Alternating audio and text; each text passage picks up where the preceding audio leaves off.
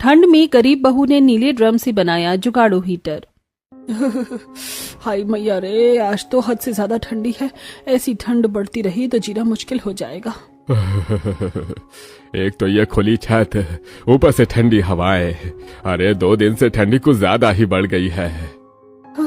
ये ठंडी तो अभी बर्दाश्त हो जा रही है पापा जी। मैं सोच रही हूँ रात में क्या होगा। रात में तो ठंडी और भी ज्यादा बढ़ जाती है। जो होगा कुछ न कुछ जुगाड़ तो करना ही पड़ेगा पल्लवी। अब जल्दी से खाना निकाल दो और तसले में आग जला दो।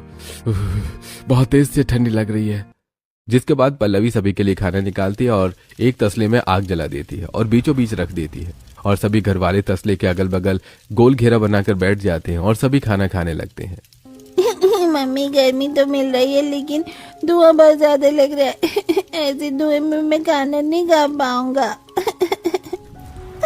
मम्मी ये धुएं से मेरी आंखें चलने लगी। बेटा अभी तो आप ऐसे ही खाना खा लो। देखो आग बुझा दूंगी तो फिर ठंडी तेजी से लगने लगेगी, बस इसीलिए आग जला रखी है। बहू एक काम कर, ये आग बुझा दे या घर के किसी कोने में रख दे। हम ठंडी बर्दाश्त कर लेंगे, ये आंखों की जलन से तो ठीक ही है। फिर पूरा परिवार ठंडी में बैठकर ही खाना खाता है। ये बिस्तर भी फट रहे हैं, इतने सालों पुराने हो गए हैं, सब घिस गए। ऐसे ही रहा तो हमें एक दिन जमीन पर सोना पड़ेगा।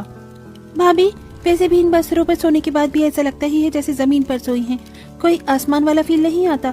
ऊपर से पूरी रात में ऐसा लगता है कि हम जम जाएंगे, इतनी ठंड लगती है। घर के रजाई गद्दे भी तो फट गए हैं और नए बनवाने के लिए पैसे नहीं है। हम क्या कर सकते हैं। जिसके बाद सभी जमीन पर लगे बिस्तर पर लेट जाते हैं। सास ससुर 2 चादर को एक में करके सोते हैं। बहू बच्चों को अपनी कॉटन की साड़ी की 4 परत करके ओढ़ाती है।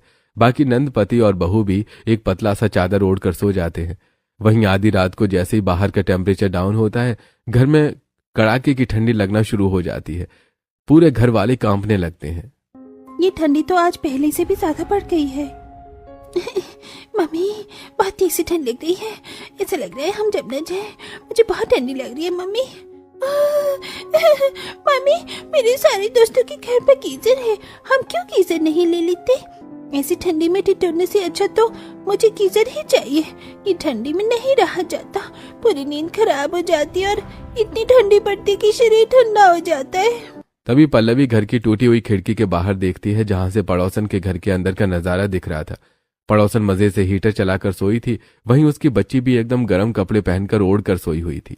ये अच्छा है, जिनके पास पैसे हैं उन्हें किसी चीज के लिए परेशान ही नहीं होना पड़ता। बस परेशानी होती है तो हम जैसे गरीब लोगों को। देखो तो ननन जी, माँ जी, हमारे आस पड़ोस में कितना सन्नाटा है। सब अपने कमरे में हीटर चलाकर सोए हैं।